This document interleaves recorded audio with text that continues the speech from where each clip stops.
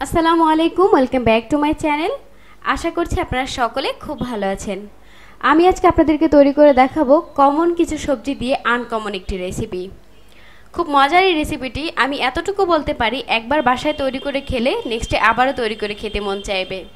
খুব মজার এই রেসিপিটি। আর আজকের রেসিপির নাম হচ্ছে ডিম এবং বেগুনের ভুনা ভুনা তরকারি। কি একটু আনকমন না? চলুন দেখিয়ে দিচ্ছি পুরো রান্নার প্রস্তুত প্রণালীটি। প্রথমে আমি একটা প্যানে তেল গরম করে নিচ্ছি। আমি এখানে নিয়েছি 3 টেবিল চামচ পরিমাণে সয়াবিন তেল। তেলটা গরম করে নিয়েছি খুব ভালো করে। এখন আমি দিয়ে দিলাম এর মধ্যে 10-12টি কাঁচামরিচ মাঝখানে চিড়ে নিয়েছি। কাঁচামরিচটা ভেজে নেব। আর আমি আমার অনেক ভিডিওতেই বলেছি যে ঝালটা আমি প্রথমেই এরকমভাবে ভেজে নিয়ে, এতে করে ফ্লেভারটা, এক্সট্রা একটা ফ্লেভার আছে কাঁচামরিচের, খেতে ভালোই লাগে। এখন আমি দিয়ে দিচ্ছি পেঁয়াজ কুচি। আর এই পেঁয়াজ কুচিটা আমি নিয়েছি 1/4 কাপ পরিমাণে। পেঁয়াজটা আমি একটু মিহি করে কুচি করে কেটে নিয়েছি। ভেজে নেব এখন খুব ভালো করে, হালকা বাদামি কালার হয়ে আসা পর্যন্ত ভাজতে হবে। আর দিয়ে দিচ্ছি 2টো তেজপাতা,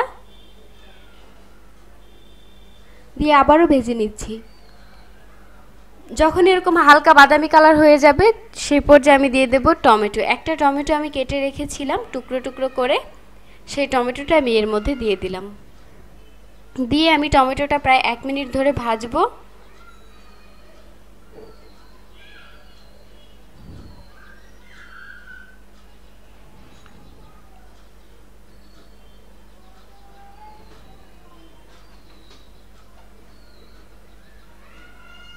ভাজা হয়ে আসলে দিয়ে দিচ্ছি আদা রসুন বাটা।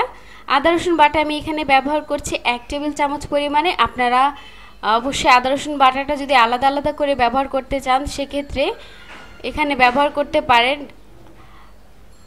1 চামচ করে। 1 চামচ আদা বাটা এবং 1 চামচ রসুন বাটা দিয়ে খুব ভালো করে নাড়াচাড়া করে আমি মশলাটা কষিয়ে নিচ্ছি। এই পর্যায়ে আমি দিয়ে দিচ্ছি হলুদের গুঁড়া 1/2 চা চামচ পরিমাণে। হলুদের গুঁড়াটা একটু বেশি দিচ্ছি, কারণ এখানে বেগুন দিয়ে রান্না করতে গেলে হলুদের পরিমাণটা একটু বুঝে দিতে হয়, তা না হলে কিন্তু হলুদের রঙটা সুন্দর আসে না। সামান্য পরিমাণে পানি অ্যাড করছি। আর এই পানিটা অ্যাড করছি মশলাটা কষানোর জন্য।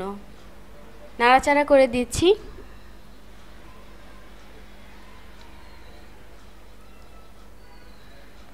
এখন আমি গুঁড়া মশলাগুলো অ্যাড করব এক এক করে।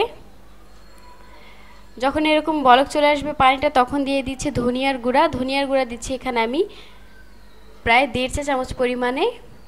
লাল মরিচের গুঁড়া দিচ্ছি 1 চা চামচ পরিমাণে। আর দিয়ে দিচ্ছি জিরার গুঁড়া দিচ্ছি এখানে আমি 1/2 চা চামচ পরিমাণে। দিয়ে দিচ্ছি লবণ 1 চা চামচ পরিমাণে।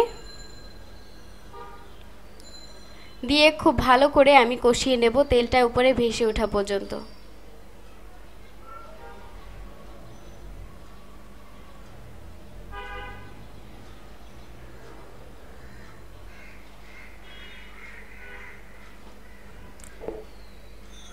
তেলটা যখন উপরে ভেসে উঠবে তখন আমি বেগুনগুলো দিয়ে দেব। এখানে আমি তেলটা উপরে ভেসে উঠেছে, এখন দিয়ে দিলাম বেগুন।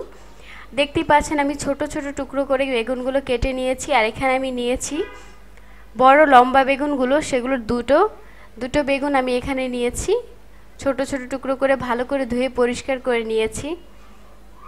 এখন নাড়াচাড়া করে মশলার সাথে মিশিয়ে দিলাম খুব ভালোভাবে। আর দিয়ে দিচ্ছি ফাঁকে গরম মশলার গুঁড়িটা আমি এখানে ব্যবহার করেছি বাজার যে মিক্সড গরম মশলা গুঁড়ি পাওয়া যায় সেটাই আমি নিয়েছি। আর নিয়েছি এখানে 1/2 চা চামচ পরিমাণে। দিয়ে আমি আবারও মশলাটা খুব ভালো করে উল্টে পাল্টে মাখিয়ে দিচ্ছি। সামান্য পরিমাণে পানি অ্যাড করছি যাতে বেগুনগুলো ভালোভাবে সেদ্ধ হয়ে যায় এবং মশলাগুলো বেগুনের গায়ে গায়ে খুব ভালোভাবে মিশে যায়।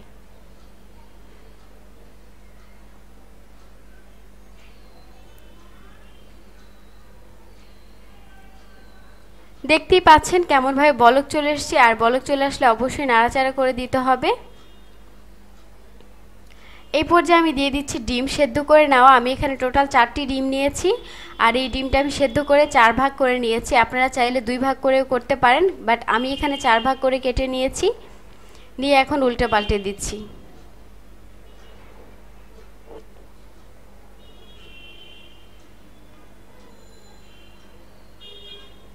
খুব ভালোভাবে মিশিয়ে দিতে হবে বেগুন এবং ডিমের সাথে।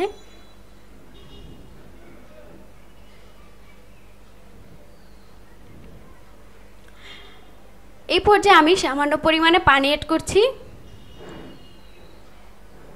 পানিটা অ্যাড করছি খুব ভালোভাবে, পুরো তরকারিটা হয়ে যাওয়া পর্যন্ত আর কোনো পানি অ্যাড করব না, সেজন্য আমি এখানে হাফ কাপ পরিমাণে পানি অ্যাড করেছি।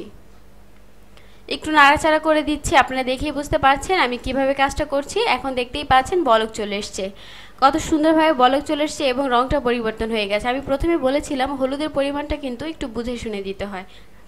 এই ক্ষেত্রে হলুদটা কম হলে তরকারির রঙটা একেবারে নষ্ট হয়ে যায়, খেতেও ভালো লাগে না এবং দেখতেও সৌন্দর্যের একটা ব্যাপার আছে।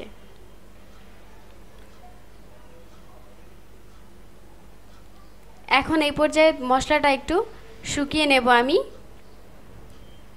আপনারা যদি এরকমই খেতে চান পারফেক্টলি কিন্তু মশলাগুলো বেগুনের ভেতরে ঢুকে গেছে এবং বেগুনটাও সেদ্ধ হয়ে গেছে।